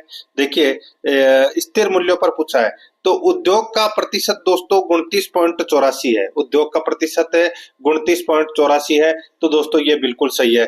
कृषि का दोस्तों यहाँ पर 26.72 दे रखा है जो कि गलत है। कृषि का दोस्तों 26.21% है। ठीक है, और सेवा का भी यहाँ पर दोस्तों दे रखा है 45.07%। ये प्रचलित मूल्य है दोस्तों। ठीक है, सेवा का। और दोस्तों स्थिर मूल्य है वो है 43.95%। ठीक है, तो यहाँ पर सिर्फ एक ही सही दे रखा है दूसरा नंबर का, तो यहाँ पर इसका राइट आंसर हो जाएगा बी नंबर का ऑप्शन बिल्कुल सही। केवल 2 युग्म इसमें क्या है, सही है। आगे देखिए दोस्तों, यहाँ पे 109 नंबर का प्रश्न है, थोक मूल्य सूचकांक के संदर्भ में असत्य कथन का अपने को क्या करना है, चयन करना है कि कौन सा इसमें असत्य कथन है। दोस्तों देखिए यहाँ पे राजस्थान में इसका आधार वर्ष 1999 सन 2000 है, बिल्कुल सही बात है। इसमें केवल वस्तुओं को शामिल किया जाता है, तो दोस्तों ये भी बिल्कुल सही है। इसमें केवल सेवाओं को शामिल किया जाता है, ये गलत हो जाएगा दोस्तों। देखिए इसमें दोस्तों केवल वस्तुओं को शामिल किया जाता है, यह दोस्तों थोक मूल्यों के उतार चढ़ाव को दर्शाता है। तो यहाँ पे सेवाओं को शामिल नहीं किया जाता। तो यहाँ पर देखिए सी नंबर का ऑप्शन राइट आंसर हो जाएगा, क्योंकि ये अपना असत्य कथन है। यह थोक मूल्यों और उतार चढ़ाव को दर्शाता है। बिल्कुल सही बात है। तो यहाँ पर अपना इसमें सही उत्तर क्या हो जाएगा? सी नंबर ऑप्शन बिल्कुल सही। आगे देखिए यहाँ पे 110 नंबर का प्रश्न है। राजस्थान आर्थिक सर्वेक्षण 2023-24 के अनुसार प्रचलित मूल्यों पर राजस्थान में प्रति व्यक्ति आय कितनी है? तो प्रचलित मूल्य पर प्रति व्यक्ति आय है वो दोस्तों कितनी है? तो वो है 1,67,964 रुपए। यहाँ पर सी नंबर का ऑप्शन बिल्कुल सही उत्तर हो जाएगा। आगे देखिए 111 नंबर का प्रश्न है। उपभोक्ता मूल्य सूचकांक ग्रामीण और शहरी संयुक्त कौन जारी करता है? तो दोस्तों ये जारी करता है राष्ट्रीय सांख्यिकी कार्यालय। राष्ट्रीय सांख्यिकी कार्यालय। तो यहाँ पर बी नंबर का जो ऑप्शन है वो इसका बिल्कुल सही उत्तर इसमें हो जाएगा। आगे देखिए 112 नंबर का प्रश्न है। निम्नलिखित में से कौन सा मूल अधिकार भारतीय संविधान में नागरिकों को नहीं दिया गया है? तो दोस्तों कौन सा नहीं दिया गया है? तो संपत्ति का अधिकार है वो मूल अधिकार की श्रेणी में नहीं आता, ये कानूनी अधिकार है। यहाँ पर सी नंबर का ऑप्शन राइट आंसर हो जाएगा। आगे देखिए, यदि लेंस का आधा भाग काले कागज से लपेट दिया जाए तो लेंस द्वारा बने प्रतिबिंब पर क्या असर होगा? तो दोस्तों क्या असर होगा? तो प्रतिबिंब की चमक है वो कम हो जाएगी। यहाँ पर डी नंबर का ऑप्शन राइट आंसर हो जाएगा। साइंस से संबंधित क्वेश्चन है दोस्तों ये, ठीक है। आगे देखिए, किसी वस्तु का गुरुत्व केंद्र वह बिंदु है जिस पर, किसी वस्तु का गुरुत्व केंद्र वह बिंदु है जिस पर दोस्तों वस्तु का संपूर्ण भार कार्य करता है। यहाँ पर सी नंबर का ऑप्शन राइट आंसर हो जाएगा। आगे देखिए 115 नंबर का प्रश्न, निम्न में से सही संबंध होगा। दोस्तों सही संबंध होगा तो कौन सा है इसमें? दोस्तों इसमें देखिए बल बराबर द्रव्यमान इंटू त्वरण। तो यहाँ पर अपना सी नंबर का ऑप्शन राइट आंसर हो जाएगा। 116 नंबर का प्रश्न, इसमें देखिए नौसादर का सूत्र है। दोस्तों नौसादर का जो सूत्र है वो कौन सा है? नौसादर का दोस्तों सूत्र की मैं बात करूं यहाँ पे, तो दोस्तों देखिए इसमें NH4, दोस्तों नौसादर का सूत्र है वो है NH4Cl, ठीक है। ये नौसादर का सूत्र है। तो यहाँ पर अपना सी नंबर का ऑप्शन राइट आंसर हो जाएगा। आगे देखिए, परमाणु बम से ऊर्जा किस कारण से निकलती है? परमाणु बम से ऊर्जा कौन से कारण से निकलती है? दोस्तों इसका जो राइट आंसर हो जाएगा वो है, परमाणु बम से ऊर्जा है वो दोस्तों नाभिकीय विखंडन से निकलती है। यहाँ पर सी नंबर ऑप्शन बिल्कुल सही। 118 नंबर प्रश्न, इसमें देखिए, जब दो तत्व परस्पर रासायनिक संयोग करके एक से अधिक यौगिक बनाते हैं तब एक तत्व के निश्चित द्रव्यमान से संयोग करने वाले दूसरे तत्व के द्रव्यमानों में एक सरल अनुपात होता है, यह नियम कहलाता है। तो यह नियम क्या कहलाता है? तो दोस्तों ये गुणित अनुपात का नियम है वो कहलाता है। यहाँ पर सी नंबर ऑप्शन बिल्कुल सही उत्तर हो जाएगा। आगे देखिए, मनुष्य के शरीर में गुणसूत्रों की संख्या होती है। मनुष्य के शरीर में गुणसूत्रों की संख्या होती है तो दोस्तों वो होती है 46, ठीक है, 46 होती है। तो यहाँ पर अपना इसमें बी नंबर ऑप्शन बिल्कुल सही। आगे देखिए, सूर्य के प्रकाश से प्राप्त होने वाला विटामिन है। सूर्य के प्रकाश से प्राप्त होने वाला विटामिन है तो वो कौन सा है? तो वो है विटामिन डी। विटामिन डी, यहाँ पर ए नंबर का जो ऑप्शन है वो इसका बिल्कुल सही उत्तर हो जाएगा। सूर्य के प्रकाश से विटामिन डी प्राप्त होता है। आगे देखिए 121 नंबर का प्रश्न है। राजस्थान ग्लोबल इन्वेस्टमेंट समिट 2024 के पहले रोड शो का आयोजन कहाँ किया गया था? तो दोस्तों पहले रोड शो का आयोजन है वो मुंबई में किया गया था। यहाँ पर डी नंबर का ऑप्शन बिल्कुल सही उत्तर हो जाएगा, मुंबई में।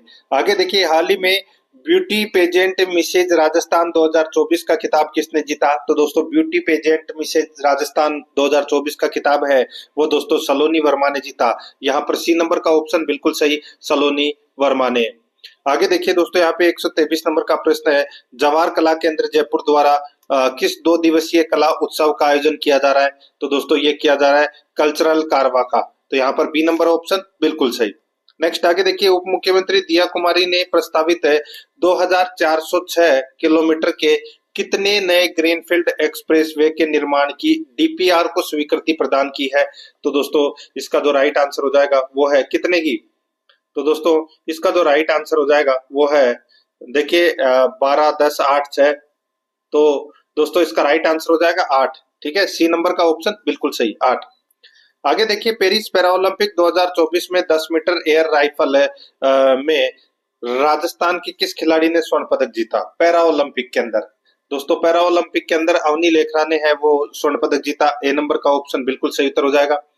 नेक्स्ट, आगे देखिए 126 नंबर का प्रश्न है, हाल ही में किस जिले में महिलाओं ने मानसून का आह्वान करने के लिए धाड़ नामक एक प्राचीन परंपरा को पुनर्जीवित किया है? धाड़ नामक एक प्राचीन परंपरा को पुनर्जीवित किया है। तो दोस्तों कौन से जिले की महिलाओं ने ये शुरू किया है? तो वो बांसवाड़ा की महिलाओं ने। ए नंबर का ऑप्शन बिल्कुल सही उत्तर हो जाएगा, बांसवाड़ा। 127 नंबर प्रश्न, देश की पहली जल ऊर्जा रोजगार आत्मनिर्भर ग्राम पंचायत किसे चुना गया है? तो दोस्तों ये छारेड़ा ग्राम पंचायत दौसा को जल ऊर्जा रोजगार आत्मनिर्भर ग्राम पंचायत चुना गया है। यहाँ पर अपना इसमें सी नंबर का ऑप्शन राइट आंसर हो जाएगा। आगे देखिए 128 नंबर का प्रश्न है, हाल ही में केंद्रीय कैबिनेट ने राजस्थान के किस औद्योगिक क्षेत्र को औद्योगिक स्मार्ट सिटी के रूप में शामिल किया है? तो औद्योगिक स्मार्ट सिटी के रूप में दोस्तों शामिल किया है, तो ये किसे किया है? तो इसका जो राइट आंसर हो जाएगा वो है दोस्तों जोधपुर पाली को। यहाँ पर बी नंबर ऑप्शन बिल्कुल सही, जोधपुर पाली। आगे देखिए एमएसएमई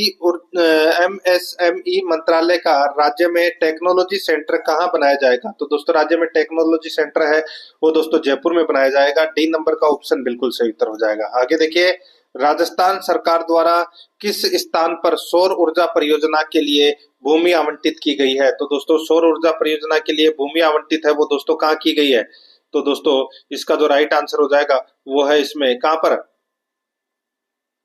तो दोस्तों वो है ये पुंगल बीकानेर में। यहाँ पर ए नंबर का ऑप्शन बिल्कुल सही, पुंगल बीकानेर में। नेक्स्ट आगे देखिए यहाँ पे 131 नंबर का प्रश्न है, हाल ही में राज्य सरकार द्वारा आरजीएचएस योजना में किन को शामिल करने का विकल्प दिया गया है? तो दोस्तों इसमें सास ससुर को शामिल करने का विकल्प है वो दिया गया है। सी नंबर का ऑप्शन बिल्कुल सही उत्तर हो जाएगा। 132 नंबर प्रश्न है, हाल ही में चर्चा में रही बाघिन महक का संबंध किस जैविक उद्यान से है? तो दोस्तों महक का संबंध है वो कौन से जैविक उद्यान से है इसका संबंध? तो इसका राइट आंसर हो जाएगा अबेड़ा उद्यान कोटा से, अबेड़ा उद्यान कोटा से। यहाँ पर ए नंबर ऑप्शन बिल्कुल सही उत्तर हो जाएगा। आगे देखिए राज्य सरकार ने किसानों और पशुपालकों की समृद्धि एवं कल्याण के लिए किस योजना के पोर्टल की शुरुआत की है? तो किस योजना के पोर्टल की शुरुआत की है? तो इसका जो राइट आंसर हो जाएगा वो है दोस्तों इसमें कौन सा बताइए? तो वो है दोस्तों राजस्थान सहकारी गोपाल क्रेडिट कार्ड ऋण योजना। यहाँ पे बी नंबर का जो ऑप्शन है वो इसका बिल्कुल सही उत्तर इसमें हो जाएगा। आगे देखिए हाल ही में केंद्रीय वित्त मंत्री द्वारा राज्य में जीएसटी भवन का उद्घाटन कहाँ किया गया है? दोस्तों जीएसटी भवन का जो उद्घाटन है वो दोस्तों कहाँ किया गया है बताइए? तो इसका जो राइट आंसर हो जाएगा वो है दोस्तों जीएसटी भवन। जीएसटी भवन का जो उद्घाटन है वो दोस्तों अभी हाल ही में केंद्रीय वित्त मंत्री के द्वारा किया गया है। तो ये उदयपुर में किया गया है। यहाँ पर डी नंबर का ऑप्शन बिल्कुल सही। नेक्स्ट आगे देखिए हाल ही में किसे राजस्थान से राज्यसभा सांसद चुना गया है? तो दोस्तों राजस्थान से राज्यसभा सांसद है वो रवनीत सिंह को चुना गया है। यहाँ पर डी नंबर का जो ऑप्शन है वो इसका बिल्कुल सही उत्तर इसमें हो जाएगा। अब आगे देखिए दोस्तों 136 नंबर से प्रश्न आगे अपन रीजनिंग और मैथ से संबंधित प्रश्न है वो पढ़ेंगे। देखिए निर्देश प्रश्न संख्या 136 और 137 में दिए गए विकल्पों में से विषम शब्द या संख्या या अक्षर को अपने को चुनना है।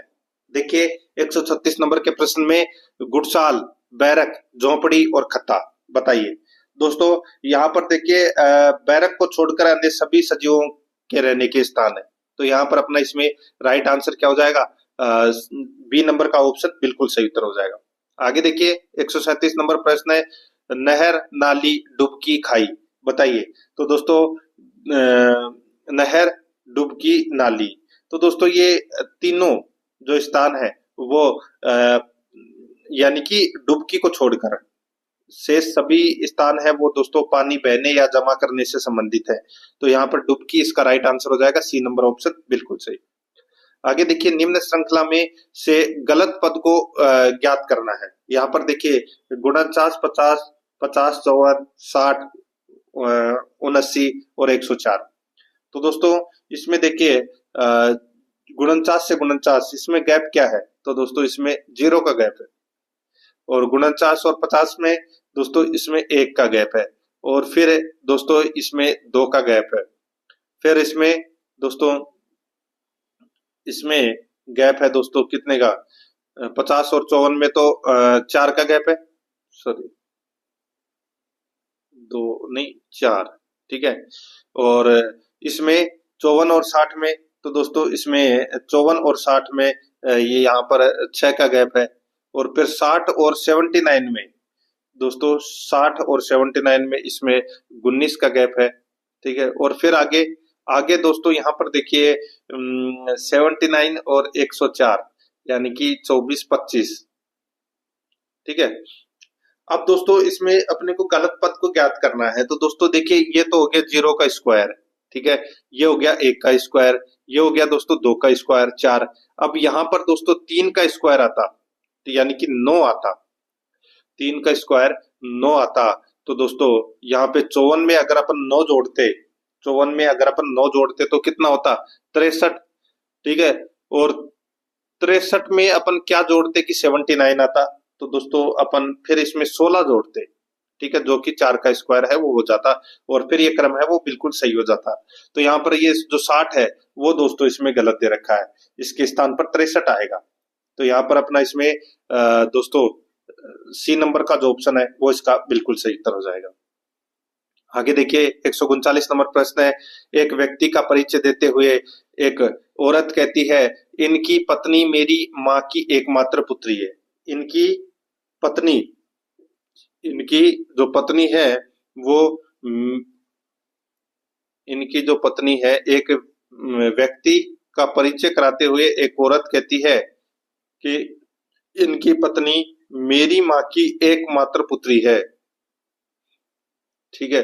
परिचय देने वाली औरत का उस व्यक्ति से क्या संबंध है, तो सभी को पता चल गया हो गया दोस्तों, पति पत्नी का संबंध है। तो यहाँ पर अपना इसमें राइट आंसर हो जाएगा ए नंबर का ऑप्शन बिल्कुल सही, एकमात्र पत्नी, पति पत्नी है, पुत्री है। तो देखिए 140-41 नंबर का प्रश्न है, इसमें देखिए नीचे दी गई जानकारी को ध्यानपूर्वक पढ़कर नीचे दी गई प्रश्न उत्तर को अपने को चुनना है। दोस्तों यहाँ पर आप देख सकते हैं P Q R S T U एक परिवार के सदस्य है, इस परिवार में 2 विवाहित जोड़े हैं, क्यों व्यवसायी है, टी का पिता है। ये आप दोस्तों इसमें देखिए अलग अलग वो बनेगी, एक सारणी बनेगी, ठीक है। तो वो सारणी है वो आप बना लेना इसमें, ठीक है। और ये कितने 2 प्रश्न है, 41। देखिए अब 142 नंबर का प्रश्न देखिए दोस्तों, आप तो यहाँ पर अपने को निष्कर्ष में बताना है कि कौन सा सही है। 142 नंबर देखिए, कुछ देखिए कथन में देखिए, कुछ बेंच रोड है, कुछ बेंच है वो क्या है, रोड है, कुछ बेंच है वो क्या है, रोड है, ठीक है। तो ये रोड हो जाएगा इसमें। और इसमें देखिए कोई रोड पहाड़ नहीं है, कोई रोड है वो पहाड़ नहीं है। तो यहाँ पर एक डायग्राम ये बनेगा इसमें, कुछ रोड है वो बेंच नहीं है, या कुछ बेंच रोड है। तो कोई रोड पहाड़ नहीं है, तो कोई रोड है वो ये पहाड़ हो जाएगा दोस्तों यहाँ पे। और ये हो जाएगा क्या, रोड। तो ये इधर बनेगा ये डायग्राम, ठीक है, रोड आ गया ना इसमें। दोबारा देखिए इस प्रश्न को, कथन देखिए कुछ रोड बेंच है, तो दोस्तों यहाँ पर देखिए कुछ रोड है वो क्या है, बेंच है। तो ये तो मैंने बेंच लिख दिया यहाँ पे, ये मैंने रोड लिख दिया, ठीक है। और कोई रोड पहाड़ नहीं है, तो कोई रोड है वो पहाड़ नहीं है, तो यहाँ पर ये हो जाएगा दोस्तों पहाड़, ठीक है। और कुछ पहाड़ जंगल है, तो दोस्तों कुछ पहाड़ है वो क्या है, ये जंगल है, ठीक है। ये अपना दोस्तों इसमें एक डायग्राम बन गया। अब निष्कर्ष में देखिए कुछ जंगल रोड है, तो दोस्तों कुछ जंगल है वो रोड है नहीं है, गलत हो जाएगा। कुछ जंगल बेंच है, तो दोस्तों कुछ जंगल बेंच है, तो ये भी गलत हो जाएगा। तो यहाँ पर कौन सा कथन सही है, यहाँ पर न तो 1 और न ही 2 अनुसरण करता है, यानी कि डी नंबर का ऑप्शन अपना इसमें राइट आंसर हो जाएगा। 143 नंबर का प्रश्न, इसमें देखिए कथन सभी तंबू घर है। दोस्तों सभी जो तंबू है ये क्या है दोस्तों, ये घर है, ठीक है, ये घर है। सभी घर ईंट है, तो दोस्तों सभी घर है वो क्या है दोस्तों, ये ईंट है, ठीक है। और सभी ईंट स्टोर है, तो दोस्तों सभी जो ईंट है वो क्या है, तो वो स्टोर है, ठीक है। अब दोस्तों निष्कर्ष में देखिए सभी ईंट घर है, तो सभी ईंट है वो घर, तो दोस्तों ये गलत हो जाएगा। सभी घर ईंट है उल्टा है, तो ये गलत हो जाएगा। कुछ स्टोर तंबू है, कुछ स्टोर है वो क्या है, तंबू है। तो ये बात बिल्कुल सही है। तो यहाँ पर दूसरा अनुसरण कर रहा है, तो दूसरा अनुसरण कर रहा है तो कौन सा ऑप्शन हो जाएगा इसमें, बी नंबर का ऑप्शन है वो अपना इसमें राइट आंसर हो जाएगा।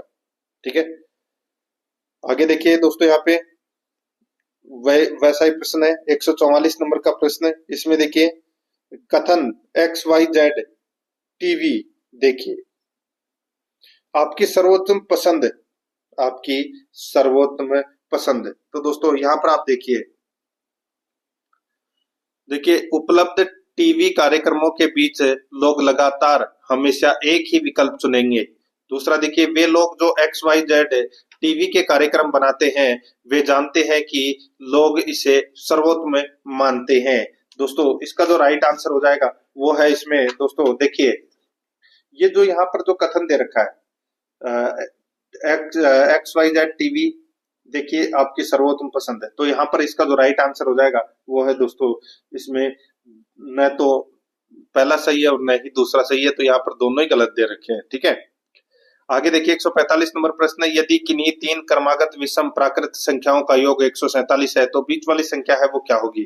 दोस्तों तो बीच वाली संख्या है वो क्या होगी वो अपने को यहाँ पर बताना है। दोस्तों आप देखिए तीन क्रमागत विषम प्राकृत संख्याओं का योग 147 है, तो आप दोस्तों सीधा सा है ऑप्शन उठा लीजिए, जैसे कि गुणनचास ले लिया आपने। ठीक है, तो गुणनचास, ठीक है, एक हो गया दोस्तों इसमें 47 और एक हो गई 51। ठीक है, इन सभी को जोड़ोगे तो दोस्तों क्या 147 हो रहा है, 4 4 8, 8 और 5 13 और 1 14, बिल्कुल हो रहा है। तो यहाँ पर सी नंबर का ऑप्शन बिल्कुल सही उत्तर इसमें हो जाएगा। आगे देखिए 146 नंबर प्रश्न है, 1 अनुपात 2 अनुपात 3 अनुपात 4 के अनुपात में 4 संख्याएं हैं, उन संख्याओं का योग 16 है, तो पहली और चौथी संख्याओं का योग है वो क्या है। दोस्तों यहाँ पर देखिए 1 2 3 4, इनका टोटल कितना हो रहा है दोस्तों, 3 3 6 और 4 10। तो दोस्तों यहाँ पर एक और जोड़ लीजिए इसमें, 2 3 5, 5 और 5 10, 10 और 4 14। ठीक है, तो इसको 2 को भी काट दीजिए, तो दोस्तों यहाँ पे 3 4 5 6। यहाँ पर क्या पूछा है कि 1 अनुपात 2 अनुपात 3 अनुपात के में 4 संख्याएं हैं। ठीक है, उन संख्याओं का योग 16 है, पहली और चौथी संख्याओं का योग बराबर है। तो दोस्तों इसमें देखिए पहली और चौथी संख्याओं का योग है वो इसमें क्या है, बराबर है। तो पहली व चौथी संख्या के योग के बराबर है। तो दोस्तों यहाँ पर देखिए कुल योग इनटू पहली और चौथी संख्या के अनुपात का योग। तो दोस्तों यहाँ पर है, देखिए सूत्र है इसका, ये पहली यानी कि कुल योग कितना है तो दोस्तों 16 इनटू पहली संख्या का योग प्लस चौथी संख्या चौथे अनुपात का, यानी कि पहला और चौथा अनुपात कितना है तो 1 + 4 यानी कि 5 हो जाएगा, बटे दोस्तों अनुपातों का योग कितना है तो दोस्तों यहाँ पर अनुपातों का योग है 10। ठीक है, तो ये कट गया इससे, 2 कितना आया 8, तो पहली और चौथी संख्या का योग हो जाएगा दोस्तों इसमें कितना 8। तो इस प्रश्न का जो राइट आंसर हो जाएगा बी नंबर का ऑप्शन बिल्कुल सही उत्तर इसमें हो जाएगा। आगे देखिए 147 नंबर का प्रश्न है, निम्न भिन्नों में से कौन सी सबसे छोटी है। बताइए दोस्तों कौन इनमें से सबसे छोटी है, 9/13, 17/26, 28/39 या 33/52। तो दोस्तों यहाँ पर आप देख सकते हैं इन का भाग देख लीजिए, जैसे कि आप 9 का भाग 13 में देख लीजिए, 17 का भाग 26 में देख लीजिए, तो उस हिसाब से दोस्तों आप इसका पता है वो लगा सकते हैं। यहाँ पर ये जो इसका जो राइट आंसर हो जाएगा वो है दोस्तों इसमें 33/52, यहाँ पे ए नंबर का ऑप्शन बिल्कुल सही उत्तर हो जाएगा। आगे देखिए 148 नंबर का प्रश्न है, इसमें देखिए ये बराबर है, किसके बराबर है वो अपने को यहाँ पर बताना है। देखिए एक माइनस, फिर ब्रैकेट के अंदर 5 माइनस, फिर वापस ब्रैकेट में दोस्तों 2 प्लस, फिर -5 + 6 -2, फिर 2 बराबर है। तो दोस्तों यहाँ पे ब्रैकेट को अपन क्या करेंगे, सोल्व करते हुए चलेंगे। सबसे पहले सबसे अंदर वाला ब्रैकेट सोल्व करेंगे। यहाँ पे 5 6 5 -5 + 6 -2। तो दोस्तों यहाँ पे माइनस और माइनस क्या हो जाएंगे, प्लस हो जाएंगे। तो 5 और 2 कितने होंगे, 7। और 7 में से 6 गए तो कितने बचे, तो दोस्तों -1। तो ये आ गया दोस्तों एक ब्रैकेट वाला -1। ठीक है। अब उसके बाद में अपन क्या करेंगे, तो दोस्तों उसके बाद में देखिए जो इनटू है, ठीक है। तो उसके बाद में दोस्तों एक है बराबर, सॉरी बराबर एक है -5 -2 + 2, यानी कि दोस्तों इसमें -4 है, वो अपना सही उत्तर होगा। यहाँ पर ए नंबर का ऑप्शन राइट आंसर हो जाएगा। ब्रैकेट को ऐसे सोल्व करते हुए चलेंगे इसमें, ठीक है। 149 नंबर प्रश्न इसमें देखिए, यदि किसी विद्यालय में कुल विद्यार्थियों का 60% लड़के हो और लड़कियों की संख्या 972 हो, तो उस विद्यालय में कुल कितने लड़के हैं।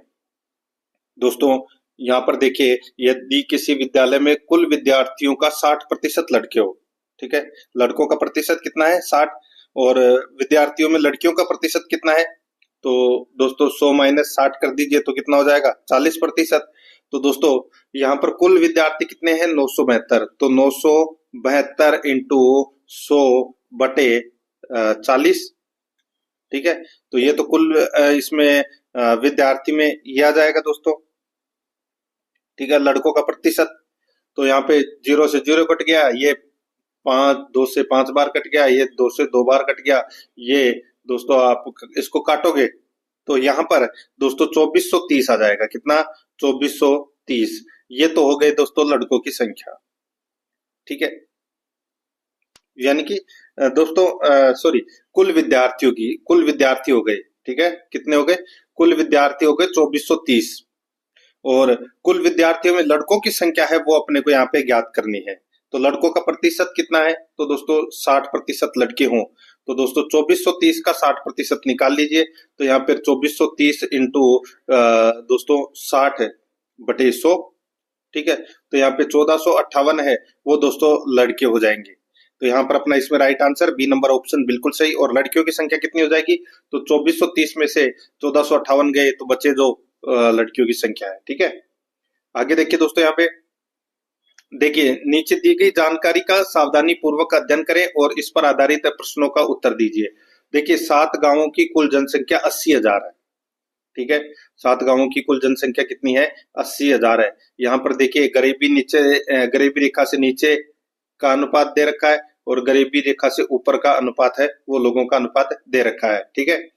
और ये दोस्तों यहाँ पर है गांवों की जनसंख्या दे रखी है, कौन से गांव की कितनी जनसंख्या है, ठीक है, प्रतिशत में। देखिए 7 गांवों के गरीबी रेखा के नीचे रहने वाले लोगों की संख्या 7 गांवों की कुल जनसंख्या आसन का कितना प्रतिशत है। दोस्तों अब ये डायग्राम देख के आपको ये सॉल्यूशन करना है, ठीक है। तो दोनों चीजें एक साथ दोस्तों यहाँ पे दिख नहीं सकती। तो यहाँ पर इस प्रश्न का मैं आपको डायरेक्ट उत्तर बता देता हूँ। यहाँ पे 48% है वो इसका राइट आंसर होगा, ठीक है। यहाँ पर सी नंबर ऑप्शन बिल्कुल सही। मॉडल पेपर दोस्तों आपको कैसा लगा आरएएस प्री का, और डिस्क्रिप्शन में आपको लिंक मिल जाएगा प्लेलिस्ट का, तो आप वहां जाकर मॉडल पेपर का टेस्ट है वो अवश्य दें। और आराध्या रेस एकेडमी के यूट्यूब चैनल को सब्सक्राइब जरूर करें, बेल आइकन को दबाएं, वीडियो को लाइक और अपने दोस्तों के पास में शेयर जरूर करें। मिलते हैं दोस्तों नेक्स्ट क्लास में। जय हिंद, जय भारत।